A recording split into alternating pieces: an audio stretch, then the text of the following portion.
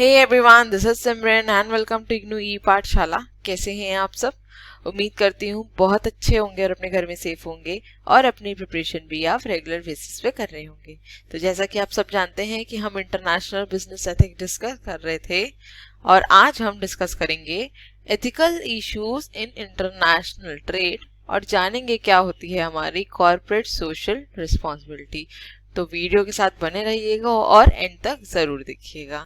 अगर आप लोग ने अभी तक पिछला सेशन नहीं देखा है जहां पे हमने डिस्कस की थी एथिक्स की theories, that is utilitarianism and deontology, जो कि पेपर के पर्सपेक्टिव से बहुत इंपॉर्टेंट है, तो उसको जरूर देख लीजिएगा। मैं उसका लिंक आपको आई बटन में दे दूंगी। और अगर आप मेरे चैनल पे न्यू हैं तो मेरे चैनल को लाइक शेयर सब्सक्राइब करना मत भूलिएगा। बेल आइकन को भी जरूर प्रेस कर दिएगा ताकि मैं जब भी वीडियोस को अपलोड करूं उसका नोटिफिकेशन आपके पास जरूर जाए। और अब आप मेरे साथ इंस्टाग्राम पे भी जुड़ सकते हैं। ये है पेज का नाम इग्नू ई पाठशाला। जाइए और इस पेज को फॉलो कर लीजिए, क्योंकि अगर इग्नू से रिलेटेड कोई भी अपडेट होती है तो मैं वहां पे इन्फॉर्म कर देती हूँ। और अगर आपको कोई भी क्वेरी है तो आप मुझे वहां पे पिंग कर सकते हैं, ठीक है। और जहां तक रही आपकी पीडीएफ की बात, तो आप जानते हैं कि अब मैं आपको टेलीग्राम चैनल पे पीडीएफ प्रोवाइड करती हूँ। तो ये है टेलीग्राम चैनल का नाम इग्नू स्क्वाड। आप जाके इसको सब्सक्राइब कर लीजिए अगर आपको पीडीएफ की जरूरत है, ठीक है। चलिए बिना किसी देर के सेशन को स्टार्ट करते हैं। तो सबसे पहले आज हम डिस्कस कर लेते हैं क्या एथिकल इश्यूज आते हैं इंटरनेशनल ट्रेड में, ठीक। In the recent years, the issue of ethical and unethical business practices have received lots of attention around the world. Ethics in business can be defined as the behaviors that business bond to it in its daily dealing with the world, or in other words, what society believes is right or wrong, which involves or impact how a business is carried out. Unethical behavior is any action that is aimed at taking advantages of another without their knowledge or consent. It can also be defined as manipulating someone without his or her permission. Unethical behavior is a way of acting that society disapproves of.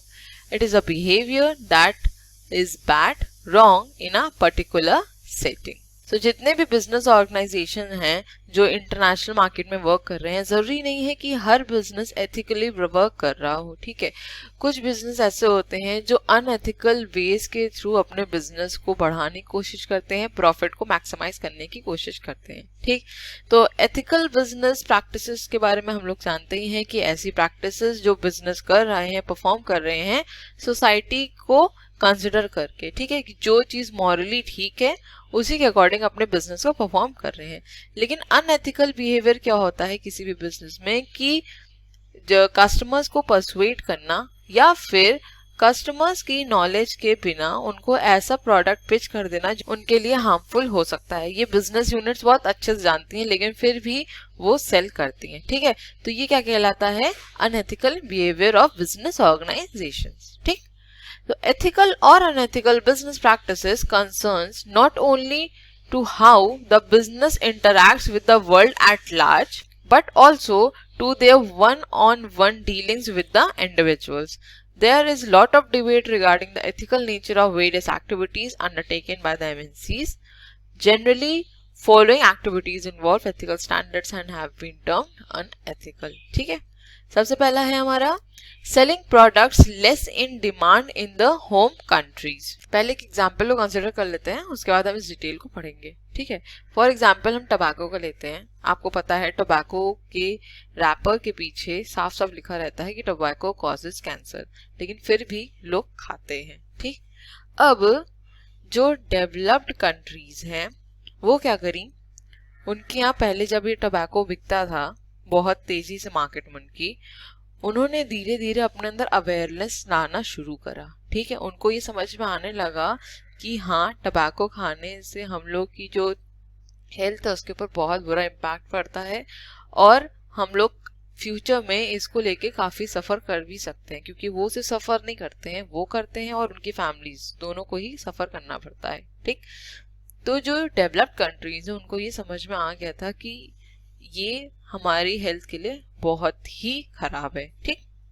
अब इन्होंने क्या करना शुरू किया, इन्होंने ये product अपना developing countries या अंडर डेवलप्ड कंट्रीज या लेस डेवलप्ड कंट्रीज में कहूँ वहाँ पे सेल करना शुरू कर दिया। ठीक, अब आप देखिए तो एक तरह से ये गलत है या नहीं, ये अनएथिकल प्रैक्टिस है कि नहीं, कि डेवलप्ड कंट्रीज ने इसको समझ लिया कि उनके अंदर अवेयरनेस आ गई कि इनको ये नहीं परचेज करना चाहिए, तो जो टोबैको कंपनी है उसको लगा कि वो अपने प्रॉफिट रिटेन करेगी। ठीक, तो उन्होंने क्या सोचा कि ये प्रोडक्ट अब डेवलप्ड मार्केट में तो नहीं सेल हो पा रहा है, तो इसलिए वो क्या किए, शिफ्ट हो गए टूवर्ड्स लेस डेवलप्ड कंट्रीज, क्योंकि वहां पे लोगों के अंदर इतनी अवेयरनेस नहीं थी। ठीक, तो इन्होंने अपने प्रोडक्ट को वहां पे बेचना शुरू कर दिया। ठीक है, तो आई होप आपको एग्जाम्पल से क्लियर हो गया। अब एक बार डिटेल पढ़ लेते हैं। After products reach maturity or face decline in the demand due to their particular stage in product life cycles in the developed markets, there is a pressure on the firms to sell them in the markets of less developed countries. Such is the case about the tobacco products. Many MNCs have targeted the markets of least developed countries where there is lack of awareness about the potential bad effects of smoking. Such an activity may not be considered as ethical one.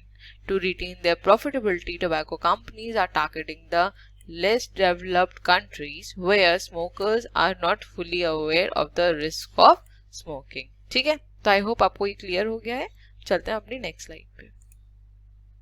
Next point है selling prohibited products in less developed markets. अब ऐसे products जो कि developed countries में prohibited है cell करना, वो products कहाँ पे सेल किए जाते हैं, लेस डेवलप्ड कंट्रीज में सेल किए जाते हैं। ठीक है, फॉर एग्जांपल डीडीटी। अब आप जानते हैं डीडीटी क्या होता है, एक मॉडर्न सिंथेटिक इंसेक्टिसाइड है जो यूज किया जाता है। ठीक, अब इसके फायदे भी हैं, इसके नुकसान भी हैं। अब इसके फायदा ये है कि जो भी मलेरिया बियरिंग मॉस्किटोज होते हैं वो इससे मर जाते हैं, लेकिन इसका नुकसान क्या है कि ये हमारे ग्राउंड को, हमारी लैंड को कंटामिनेट भी कर रहा है और इसका असर ह्यूमंस पे भी बहुत बुरा होता है। ठीक है, तो ये भी कहीं ना कहीं एक अनएथिकल प्रैक्टिस है जो बिजनेस ऑर्गेनाइजेशंस परफॉर्म कर रहे हैं, और जो प्रोडक्ट डेवलप्ड मार्केट में नहीं सेल हो पा रहा है वो प्रोडक्ट को वो लेस डेवलप्ड कंट्रीज में सेल करने की कोशिश कर रहे हैं ताकि वो अपने प्रॉफिट्स को रिटेन कर सके।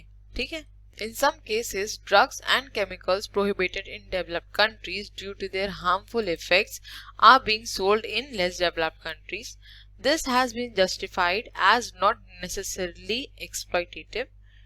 Taking the case of DDT, it is known to contaminate ground, but it is also only known counter to malaria-bearing mosquitoes, and therefore benefits of its use in a less developed countries where malaria is rampant far outweigh its cost. तो जो भी developed countries हैं उनको समझ में आ गया कि इस प्रोडक्ट का हार्मफुल इफेक्ट उन पर पड़ेगा, इसलिए उन्होंने उस प्रोडक्ट को प्रोहिबिट कर दिया। लेकिन जो बिजनेस ऑर्गेनाइजेशंस हैं उन्होंने क्या किया कि इस प्रोडक्ट को लेस डेवलप्ड कंट्रीज में सेल करना शुरू कर दिया, क्योंकि उनको ये समझ में आ गया कि वहाँ पे नीड भी है और लोग वहाँ पे इतना अवेयर भी नहीं है। ठीक है, और लेस डेवलप्ड कंट्रीज में मलेरिया बहुत तेजी से फैलता भी है, तो वहाँ पे कहीं ना कहीं इस प्रोडक्ट की जरूरत है, लेकिन हम इसके कॉन्सिक्वेंसेस को नजरअंदाज भी नहीं कर सकते। ठीक है, तो ये कहीं ना कहीं माना जाता है कि ये बिजनेस ऑर्गेनाइजेशंस की अनएथिकल बिहेवियर है या अनएथिकल प्रैक्टिसेस है जो ये परफॉर्म कर रहे हैं। ठीक, नेक्स्ट पॉइंट है हमारा selling products likely to be misused.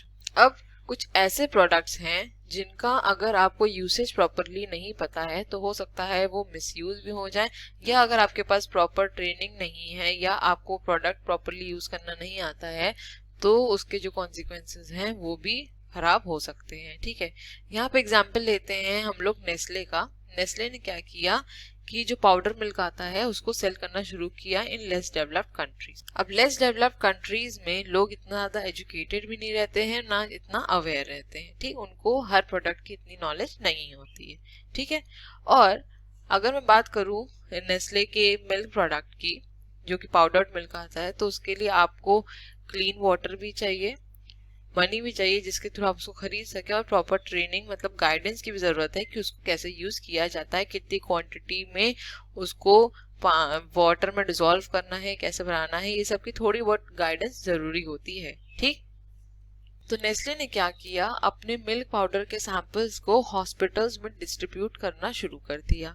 ठीक है, अब जो हॉस्पिटल्स में मदर्स हैं जिन्होंने इन्फेंट को बर्थ दिया है, ठीक है, कहा जाता है कि जो मदर्स फीड कराती हैं वो इन्फेंट के लिए बहुत ज़रूरी भी होता है, उसकी ग्रोथ के लिए, उसकी इम्यूनिटी के लिए बहुत इंपॉर्टेंट होता है। ठीक, लेकिन जब नेस्ले ने अपने पाउडर्ड मिल्क हॉस्पिटल्स में प्रोवाइड कर दिए तो जो भी हॉस्पिटल्स में लोग थे उन्होंने वो यूज करना शुरू कर दिया। अब उसको यूज करने से क्या हुआ कि जो इन्फेंट हैं वो मैल न्यूट्रिशन से गुजरने लगे, दे सफर्ड फ्रॉम मैल न्यूट्रिशन। ठीक, तो ये भी क्या हुआ, एक तरह से अनएथिकल प्रैक्टिस थी जो बिजनेस ऑर्गेनाइजेशन ने परफॉर्म करी। क्यों? क्योंकि जो भी बिजनेस ऑर्गेनाइजेशंस हैं वो इस बात को लेकर अवेयर थे, उनको ये पता था कि इसके कॉन्सिक्वेंसेस हो सकते हैं, इसके वजह से प्रॉब्लम हो सकती है, लेकिन फिर भी उन्होंने अपने इस प्रोडक्ट को सेल किया। ठीक है, The products developed to be used in an environment may be used incorrectly by the consumers due to changed circumstances, lack of knowledge, or scarcity of resources. If such misuses can be foreseen, marketing of such product is unethical. मतलब कि अगर हमको पता है कि हाँ ये product से प्रॉब्लम हो सकती है और उसके बाद भी अगर हम उसे कंट्रोल नहीं कर रहे हैं तो ये बिजनेस ऑर्गेनाइजेशन की अनएथिकल प्रैक्टिस ही कहलाएगी। ठीक है, one such case was marketing of milk powder by Nestle in less developed countries. The company was not fully mindful of its implication for the mothers and the babies in such situation of lack of clean water, money and training. Its distribution of promotional samples in hospitals led to mothers' milk to dry up, and that in turn forced the use of company's milk powder. The company continued their practices even when being aware that mothers lacked resources to purchase milk powder, and thus a situation was reached where children suffered from malnutrition. तो Nestle इस बात को लेके aware था कि वो less developed country में product बेच रहा है जहाँ पे लोगों के पास इतनी नॉलेज नहीं है या उनके पास इतने रिसोर्सेज नहीं होते हैं, और जो मदर्स हैं उनके पास इतना मनी नहीं है कि वो इस प्रोडक्ट को रेगुलर बेसिस पे खरीद सकें। लेकिन जब आप एक प्रोडक्ट को यूज करने लग जाते हैं और आपके पास कोई सब्स्टिट्यूट नहीं होता है तो वो प्रोडक्ट कितना भी महंगा हो जाए या फिर आप उसको खरीद नहीं भी पा रहे हो तो भी आपको वो खरीदना पड़ जाता है ना। तो यहाँ पे भी यही सिचुएशन क्रिएट हो गई थी। ठीक, तो आई होप आपको ये समझ में आ गया। नेक्स्ट पॉइंट है restrictive trade policies. Restrictive trade policies adopted by certain governments have been labeled as unethical by other governments and companies in the international trade. Some of the restrictions are: first, the technology cannot be passed on to anyone else in some cases even after the expiry of the agreement. तो restrictive trade policies हम already अपने कुछ पिछले sessions में discuss कर चुके हैं कि ऐसी ट्रेड पॉलिसीज जहाँ पे ट्रेड को रेस्ट्रिक्ट करने की कोशिश की जाती है इनडायरेक्टली, वो कहलाता है हमारा रेस्ट्रिक्टेड ट्रेड प्रैक्टिसेस या रेस्ट्रिक्टेड ट्रेड पॉलिसीज। अब ये इसीलिए किया जाता है कि अपनी डोमेस्टिक मार्केट को बचाया जा सके। लोग प्रोटेक्शनिज्म पॉलिसी को अडॉप्ट करते हैं यहाँ पे, ठीक है, ताकि ट्रेड की वजह से उनकी डोमेस्टिक मार्केट है उसके ऊपर कोई इफेक्ट ना आए। ठीक, अब फर्स्ट पॉइंट में क्या बता रहा है कि ट्रेड को कैसे रेस्ट्रिक्ट किया जा रहा है कि जो भी टेक्नोलॉजीज हैं उनको एक जगह से दूसरी जगह पे आप ट्रांसफर नहीं कर सकते या किसी को भी बेच नहीं सकते जबकि आपका अग्रीमेंट किसी और पार्टी से खत्म हो चुका है उसके बाद भी। ठीक है, नेक्स्ट पॉइंट है हमारा manufacturing is to be carried out according to the specifications and no local adaptation can be. अब बोला गया है कि जो प्रोडक्ट की मैन्युफैक्चरिंग है वो कुछ स्पेसिफिकेशंस के अकॉर्डिंग होनी चाहिए और उसमें कुछ लोकल कंटेंट नहीं होना चाहिए। ठीक है, अब स्पेशली या स्पेसिफिकेशंस क्या हो सकते हैं, जैसे कि अगर मैं बात करूं तो एनवायरनमेंट फ्रेंडली प्रोडक्ट्स होने चाहिए, जो उसकी पैकिंग है वो एनवायरनमेंट फ्रेंडली होनी चाहिए। अब ये कहीं ना कहीं ट्रेड को रेस्ट्रिक्ट कर देता है क्योंकि हर कंट्री के पास इतने रिसोर्सेज नहीं है या हर कंट्री अपने प्रोडक्ट की पैकिंग उस तरह नहीं करती है कि वो एनवायरनमेंट फ्रेंडली हो। ठीक, तो कहीं ना कहीं उनके लिए ये क्या हो गया, ट्रेड रेस्ट्रिक्ट हो जाता है। ठीक है, नेक्स्ट पॉइंट है the purchase is to be made directly और इनडायरेक्टली थ्रू कोलैबोरेटर्स। अब जो भी प्रोडक्ट आपको परचेज करना है वो डायरेक्टली या इनडायरेक्टली कोलैबोरेटर्स के थ्रू ही खरीदना पड़ेगा, आप किसी और से नहीं खरीद सकते। तो ये भी क्या हो गया, एक तरह से रेस्ट्रिक्शन लगा दिया गया। ठीक, नेक्स्ट पॉइंट है controls over the pricing and marketing of goods. अब प्रोडक्ट के प्राइसेस को कंट्रोल करना या उसकी मार्केटिंग को कंट्रोल करना कहीं ना कहीं ट्रेड को रेस्ट्रिक्ट कर देता है। हो सकता है प्रोडक्ट्स के प्राइसेस ऐसे रख दिए जाएं जो कि हर कंट्री अफोर्ड ना कर पाए या हर इंडिविजुअल अफोर्ड ना कर पाए। इस वजह से क्या होगा, ट्रेड रेस्ट्रिक्ट होगा ही होगा, राइट। चलते हैं नेक्स्ट स्लाइड पे। नेक्स्ट पॉइंट है हमारा डंपिंग। अब डंपिंग हम ऑलरेडी अपने पिछले सेशंस में भी डिस्कस कर चुके हैं कई बार।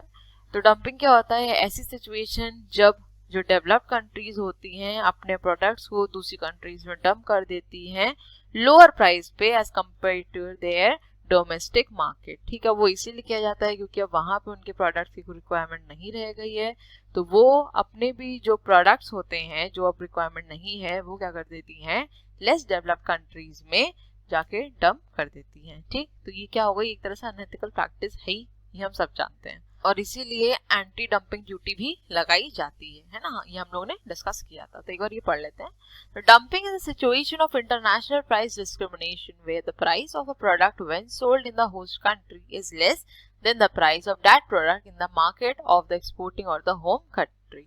सच ट्रेड में adversely affect the economy of the importing country. ठीक है, नेक्स्ट पॉइंट है अब हमारा काउंटरफीटिंग। तो काउंटरफीटिंग को हम एक एग्जांपल समझते हैं तो आपको क्लियर हो जाएगा। ठीक है, जितनी भी रेप्यूटेड ऑर्गेनाइजेशंस हैं, ठीक है, चाहे मैं बात कर लूँ स्पोर्ट्स में अगर बात कर लूँ तो एडिडास हो गया, आपका नाइकी हो गया, कॉस्मेटिक्स में बात कर लूँ तो लैक्मे हो गया, मेबलिन हो गए, हुडा ब्यूटी हो गए। ठीक है, अब बिजनेस ऑर्गेनाइजेशंस क्या करती हैं, इन प्रोडक्ट्स को कुछ इसमें मॉडिफिकेशंस करके अपनी लेस डेवलप्ड कंट्री में सेल करने की कोशिश करती हैं।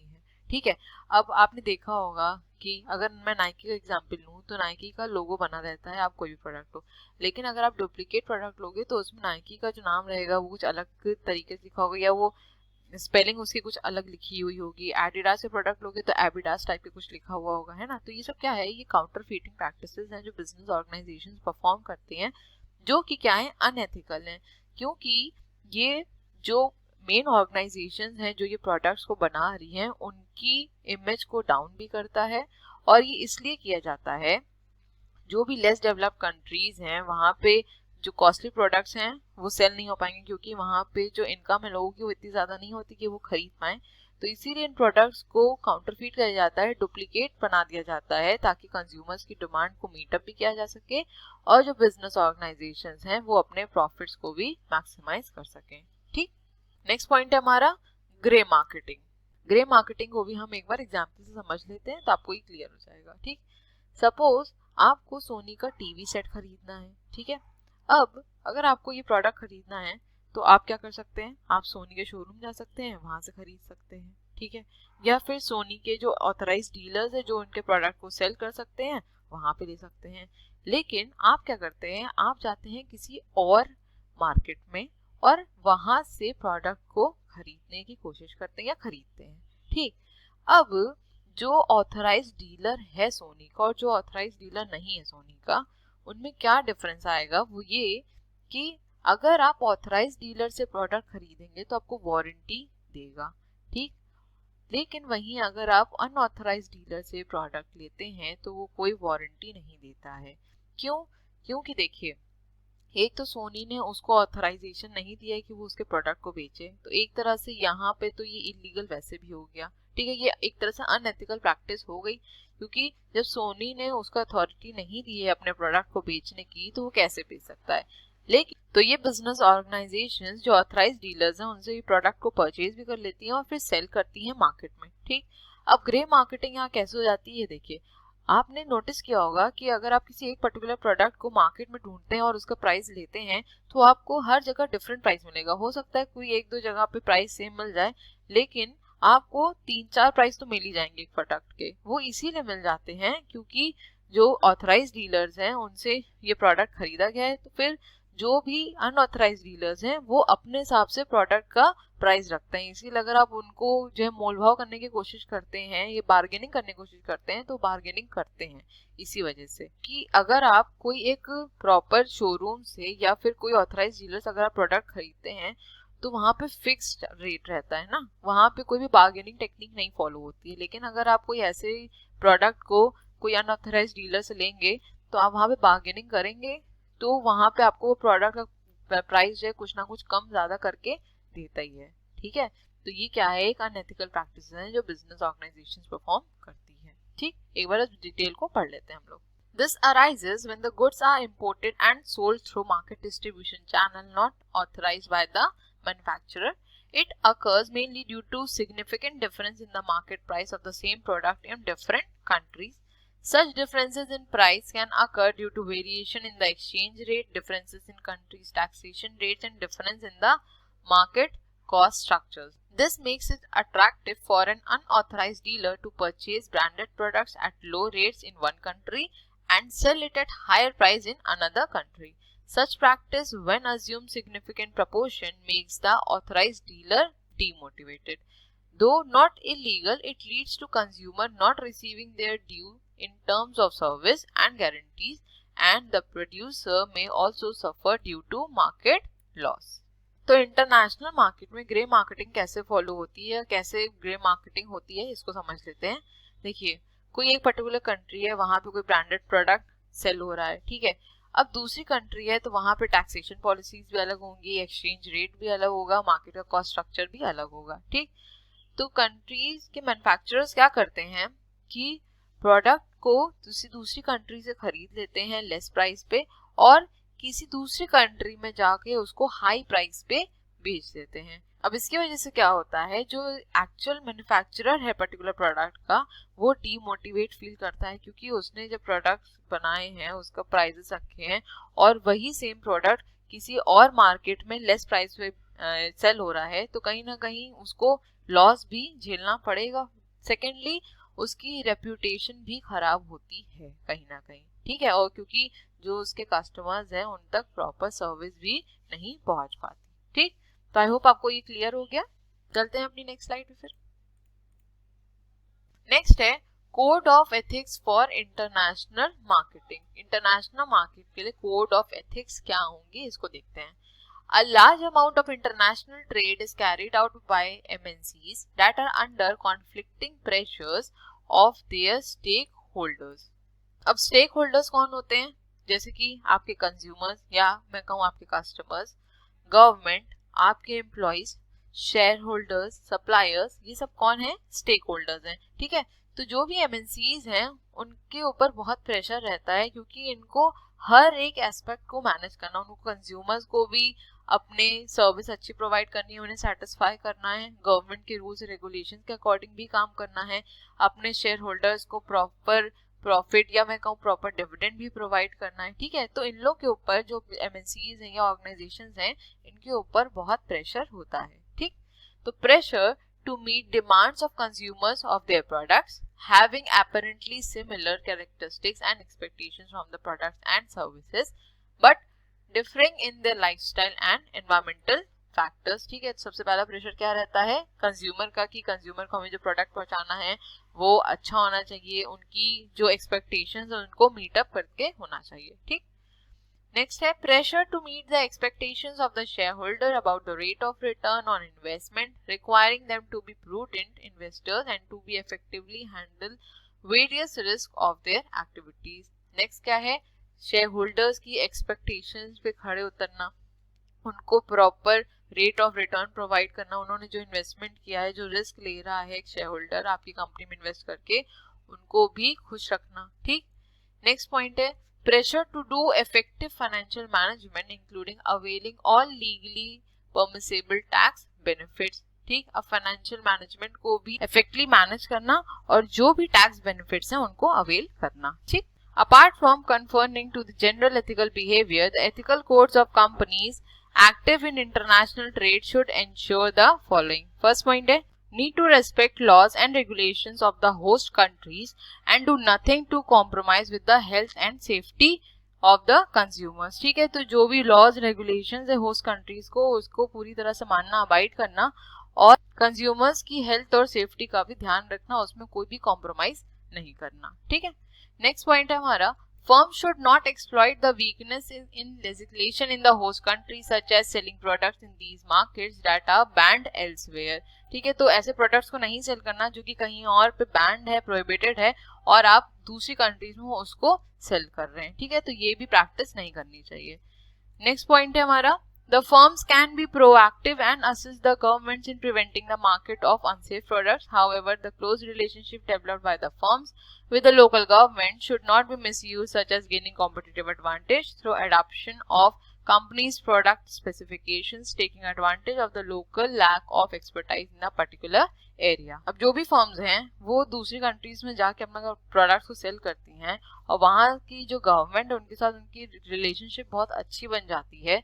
तो ये नहीं होना चाहिए कि वो गवर्नमेंट के साथ अगर अच्छी रिलेशनशिप बन गई है तो वो जो उनकी मार्केट उनको एक्सप्लॉइट करना शुरू कर दें या फिर कोई कॉम्पिटिटिव एडवांटेज लेना शुरू कर दें. ठीक है, तो ये सब प्रैक्टिसेस नहीं करनी चाहिए. कोड ऑफ एथिक्स के अंदर आता है कि जो बिजनेस ऑर्गेनाइजेशंस हैं उनको इन सब चीजों को मानना चाहिए.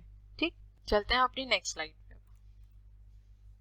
नेक्स्ट है business and it's social responsibility. अब जो भी बिजनेस ऑर्गेनाइजेशंस हैं वो प्रॉफिट के लिए तो काम करते ही हैं, अपने कस्टमर्स को सेटिस्फाई करने के लिए काम करते ही हैं, लेकिन उनकी कुछ सोशल रिस्पॉन्सिबिलिटी भी बनती है, रिस्पॉन्सिबिलिटी टुवर्ड सोसाइटी भी होती है. ठीक है, for a long time in the past profit maximisation was viewed as a sole business objective, but this view no more holds good. Even the memorandum of association of a company does not specify profit maximization as the company's main objective. ठीक है, तो company के memorandum of association है उसमें भी अब customer की satisfaction objective ज्यादा इंपॉर्टेंट है in comparison to profit maximisation. If companies wish to survive and maintain their growth rate in the market, if they wish to become market leaders, if they wish to sustain an increasing share of sales and assets, they have to sacrifice a part of their profits in favor of interest of the groups other than the owners.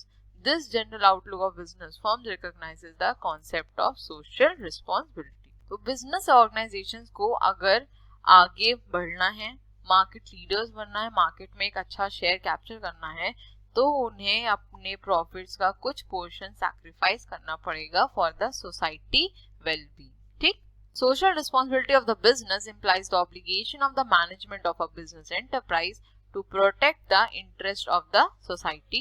According to the concept of social responsibility, the objective of managers for taking business decision is not merely to maximize profits or shareholders' value, but also to serve and protect the interest of other members of a society such as workers, consumers and the community as a whole.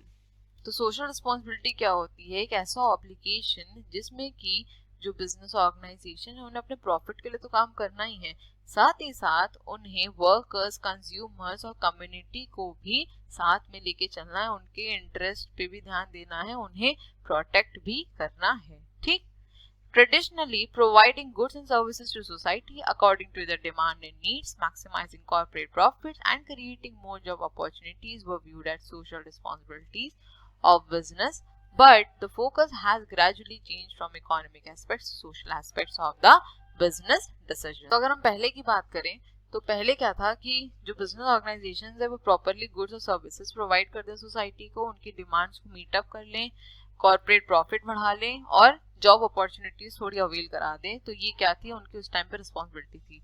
लेकिन अब economic aspect से हट के जो उनकी responsibility किधर आ गई है, सोशल एस्पेक्ट्स पे. ठीक, Following are the two important issues relating to the social responsibilities of the business. पहला है हमारा an organization's responsibility for its activities that affect society both positively and negatively, and the extent of responsibilities that should be borne by an organization to solve the social problem. Business organizations के लिए सबसे बड़ा challenge या सबसे बड़ा issue क्या है कि ऑर्गेनाइजेशंस की क्या रिस्पॉन्सिबिलिटीज हैं सोसाइटी को लेके, उनको दोनों ही चीज देखनी पड़ेगी, उसका positive aspect as well as उसका नेगेटिव एस्पेक्ट, और दूसरी चीज कि किस एक्सटेंट तक उनको ये रिस्पॉन्सिबिलिटी निभाने की जरूरत है ताकि वो सोशल प्रॉब्लम्स को सॉल्व कर सके. ठीक है, नेक्स्ट है levels of social responsibility. Following are the various levels of social responsibility. सबसे पहला है economic responsibility. The first task of the business enterprise is to stay in business. This can be achieved by effective and profitable production. The next obligation is to grow bigger and constantly to grow better through innovation. To be able to discharge its social responsibilities, an enterprise must work towards growth, expansion, and stability. This can be accomplished by operating at a reasonable profit, which will enable it to maintain as well as increase its wealth creating and wealth producing capacity and so wealth of the society. तो सबसे पहली social responsibility क्या है? Economic responsibility, ठीक है, ताकि अपने profits को भी मैक्सिमाइज कर सके और सोसाइटी के ऊपर भी उतना ध्यान दे सके, सोसाइटी के लिए जो उनकी रिस्पॉन्सिबिलिटीज हैं उनको भी वो मीट अप कर सकें, ठीक है। नेक्स्ट पॉइंट है हमारा legal responsibility. The legal responsibility of the business means that business firms should pursue their activities within the limits permitted by various laws, rules and regulations. तो जितने भी organizations हैं उनको एक permitted law, rules और regulations के अंदर ही अपने business को perform करना चाहिए, ठीक। Next है ethical responsibility. Ethical responsibility of the business means that decisions and actions of the business should be based on consideration of the rightness. The management should opt the alternative which is legally and ethically correct. अब business organisations की ethical responsibility क्या है कि वो differentiate कर सके कि क्या सही है, क्या गलत है, या फिर अगर कुछ गलत हो रहा है तो उसका क्या ऑल्टरनेटिव है कि उसको लीगली और एथिकली करेक्ट किया जा सके, ठीक है, इस पे भी वो फोकस करे, ठीक। नेक्स्ट पॉइंट है हमारा discretionary responsibility. A company may undertake a number of activities purely voluntary in the interest of the society. For example, BHEL has taken up a number of projects for the development of the quality of life in rural areas, healthcare, family welfare, adult education, etc. तो discretionary responsibilities क्या होती है? जिसमें कि business organization different aspects को consider करते हैं और society की well-being के लिए काम करते हैं, ठीक है, जैसे रूरल एरियाज के लिए, हेल्थ केयर के लिए, फैमिली वेलफेयर के लिए, एडल्ट एजुकेशन के लिए, ठीक है। तो ये डिफरेंट एरियाज में बिजनेस ऑर्गेनाइजेशंस अपना कंट्रीब्यूशन देते हैं, ठीक। तो कॉर्पोरेट सोशल रिस्पॉन्सिबिलिटी क्या होती है? Economic responsibility plus legal responsibilities plus ethical responsibilities plus discriminationary और फिलैंथ्रोपिक रिस्पॉन्सिबिलिटीज, ठीक है। तो आई होप आपको यहाँ तक क्लियर हो गया। चलते हैं अपनी नेक्स्ट स्लाइड। Next है areas of social responsibility.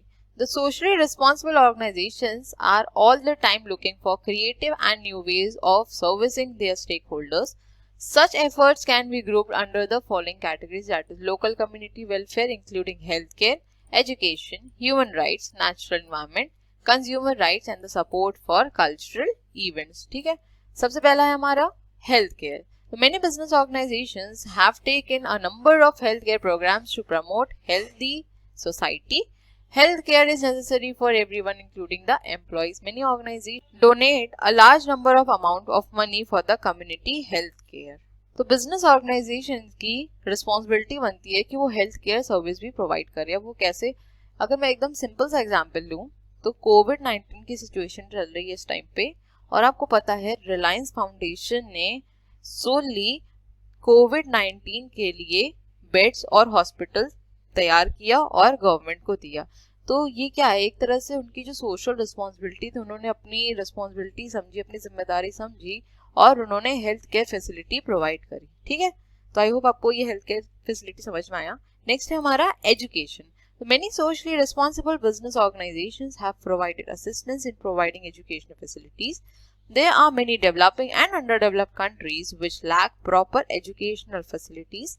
Business organizations may donate liberally for starting the educational institution. अब देख लेते हैं कि business organizations education में कैसे contribute करते हैं. आपने एक ad देखा होगा निहार शांति आमला का, जिसमें कि विद्या बालन बोलती हैं कि आपकी कंट्रीब्यूशन का 1% जाता है शिक्षा की ओर. मतलब कि अगर आप निहार शांति आमला परचेज करेंगे तो उसका जो 1% बनेगा वो एजुकेशन में इन्वेस्ट किया जाएगा, एजुकेशन में दिया जाएगा. ठीक है, तो इस तरह से जो बिजनेस ऑर्गेनाइजेशंस हैं वो अपनी सोशल रिस्पॉन्सिबिलिटीज को निभाते हैं. ठीक, नेक्स्ट पॉइंट है हमारा human rights. Human rights provide individuals with autonomy and equality in the free pursuit of their interest.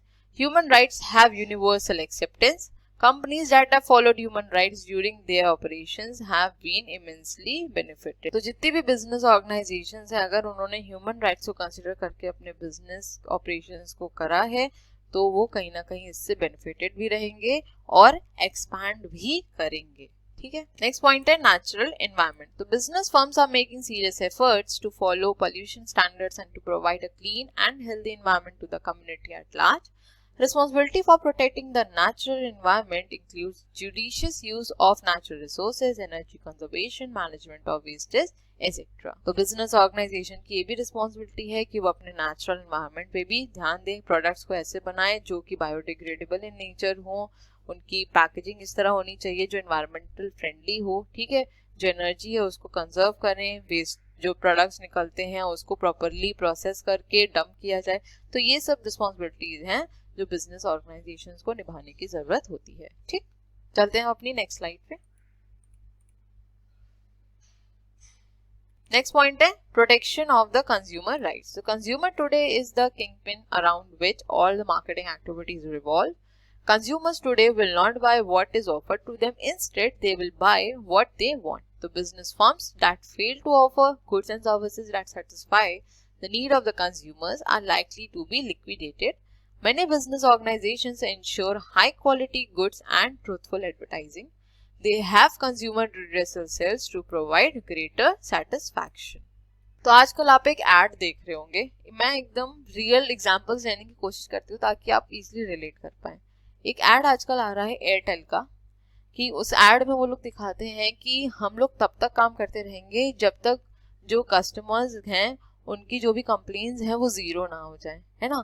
तो ये क्या कर रहे हैं, एक तरह से अपनी सोशल रिस्पॉन्सिबिलिटी भी निभा रहे हैं, कस्टमर्स को प्रॉपरली मैं कहूँ सर्विस भी प्रोवाइड करने की कोशिश कर रहे हैं और जो उनकी कंप्लेंट्स हैं उनको पॉजिटिव वे में लेके उसको रिजॉल्व करने की कोशिश कर रहे हैं. ठीक है.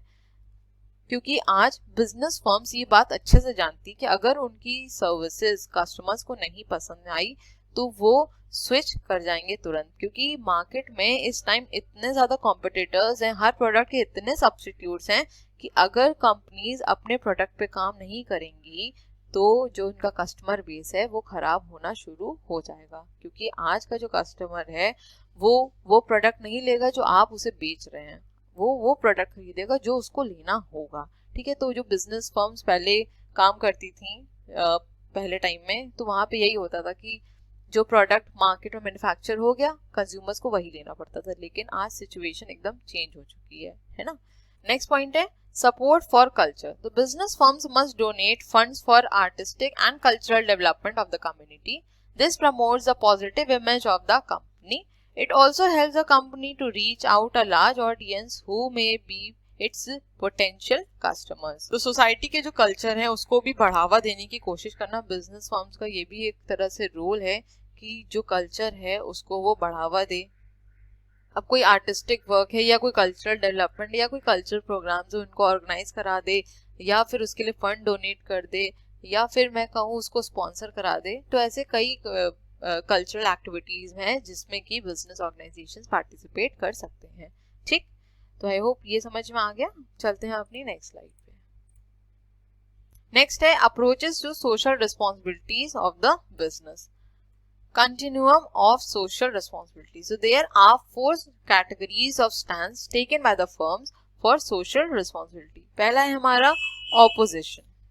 So this level is occupied by the firms who are forced to comply with the ethical and legal standards. तो opposition में क्या होता है कि जो भी firms हैं उनको force किया जाता है कि वो ethical और legal standards को follow करें properly. ठीक. Next है हमारा obligation. So this level is occupied by the firms that meet their social obligations by voluntarily conforming with the legal and ethical standards but go no further. ठीक है. obligation में क्या है कि वो organizations जिसमें सोशल रिस्पॉन्सिबिलिटी वो अपनी निभा रहे हैं, वॉलंटरी मतलब अपनी इच्छा से निभा रहे हैं, लीगल और एथिकल स्टैंडर्ड्स के अकॉर्डिंग काम कर रहे हैं लेकिन उसके आगे नहीं बढ़ रहे हैं. ठीक. नेक्स्ट हमारा responsiveness. So this level is occupied by the firm that respond to stakeholders need. तो इस लेवल पे जो भी ऑर्गेनाइजेशंस हैं वो स्टेक होल्डर्स की नीड को रिस्पॉन्स करते हैं. स्टेक होल्डर्स कौन थे हमने डिस्कस किया था, कंज्यूमर्स, गवर्नमेंट, आपके शेयर होल्डर्स, सप्लायर्स, ये सब कौन होते हैं, हमारे स्टेक होल्डर्स होते हैं. ठीक. नेक्स्ट पॉइंट है कंट्रीब्यूशन. तो this level is occupied by firms that activity look for ways to help stakeholders above and beyond what is expected of them. अब कंट्रीब्यूशन में क्या होता है, जो बिजनेस ऑर्गेनाइजेशन स्टेक होल्डर्स के लिए काम करते हैं लेकिन उनकी जो नीड्स होती है उसको फुलफिल करते हैं, लेकिन वो उनकी एक्सपेक्टेशन से भी ज्यादा काम करते हैं, वो होता है बिजनेस ऑर्गेनाइजेशंस का कंट्रीब्यूशन. रिस्पॉन्सिवनेस में हमने क्या पढ़ा था कि जो स्टेक होल्डर्स की नीड है उसको रिस्पॉन्स देते हैं, उनको रिस्पॉन्ड करते हैं. लेकिन कंट्रीब्यूशन में क्या है कि स्टेक होल्डर्स की नीड को रिस्पॉन्ड तो करते हैं लेकिन जो स्टेक होल्डर्स की एक्सपेक्टेशन है उससे ज्यादा काम भी करते हैं. ठीक. नेक्स्ट है सोशल ऑडिट. तो social audit is a report on the social performance of the firm. The common components of social audit include the stakeholders audit which focuses on interest of the stakeholders and organisational responses. Safety audit, sorry ये गलती से आ गया, which is concerned with controlling and eliminating work-related hazards, and the environmental audit, which identifies the potential risk to the natural environment, evaluates a organization's effort in the area, and also comes out with the potential solutions. A growing number of organizations are publicizing their social audit reports to underline their concern for the social responsibility. तो social audit क्या होता है, एक proper report होती है जिसमें social performance पता चलती है फर्म की कि फर्म ने सोशल लेवल पे सोसाइटी के लिए क्या काम किया है. ठीक है.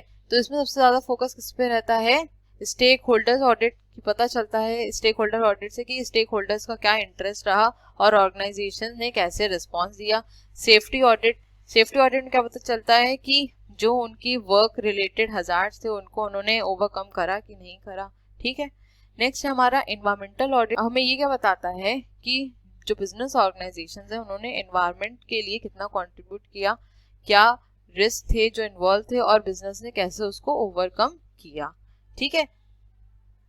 तो सोशल ऑडिट क्या होता है, basically in all social performance होती है बिजनेस ऑर्गेनाइजेशंस की कि उसने स्टेक होल्डर्स के लिए कैसे काम किया, क्या रिस्पॉन्स दिया, सेफ्टी के लिए क्या काम किया अपने बिजनेस ऑर्गेनाइजेशन में, अपनी एम्प्लॉय की सेफ्टी के लिए, और जो बिजनेस ऑर्गेनाइजेशन में प्रॉपर सेफ्टी मेजर्स हैं उनको फॉलो किया या नहीं किया. ठीक है. फिर एनवायरनमेंट के लिए क्या किया, अगर एनवायरनमेंट में कुछ कंडीशन खराब हुई तो उसको कैसे टैकल किया, उसके लिए क्या सोल्यूशन निकाले. तो इन सब का जो भी परफॉर्मेंस रहता है बिजनेस ऑर्गेनाइजेशन का वो किस में आता है, सोशल ऑडिट में आता है. ठीक है. तो आई होप आपको ये समझ में आ गया और यहीं पे हमारा आज लेसन खत्म हो जाता है और आपका IPO 1 भी कंप्लीट हो जाता है. ठीक है. क्योंकि मैंने आपको पहले ही बता दिया था कि इलेक्ट्रॉनिक कॉमर्स और ट्रेड इन सर्विसेज वाला चैप्टर आप खुद पढ़ लीजिएगा, बाकी उसमें जो इम्पोर्टेंट क्वेश्चंस हैं वो मैं आपको दे दूंगी, इम्पोर्टेंट टॉपिक्स जो भी है मैं आपके साथ उसको डिस्कस कर लूंगी. ठीक है. So thank you so much for watching. Please channel को लाइक शेयर सब्सक्राइब करना मत भूलिएगा और बेल आइकन को भी जरूर प्रेस कर दिएगा ताकि मैं जब भी वीडियोस को अपलोड करूँ उसका नोटिफिकेशन आपके पास जरूर जाए. और अब हम स्टार्ट करेंगे नया IPO, दैट इज IPO 2, क्योंकि आप में से कुछ लोगों ने मुझसे बोला है कि आप सीरियल ऑर्डर में पढ़ाइए, तो मैं IPO 2 ही स्टार्ट करूंगी. और अब मिलेंगे अपने नेक्स्ट वीडियो में IPO 2 के फर्स्ट यूनिट के साथ. ठीक है. चलिए, till then stay safe, stay healthy, bye bye, take care.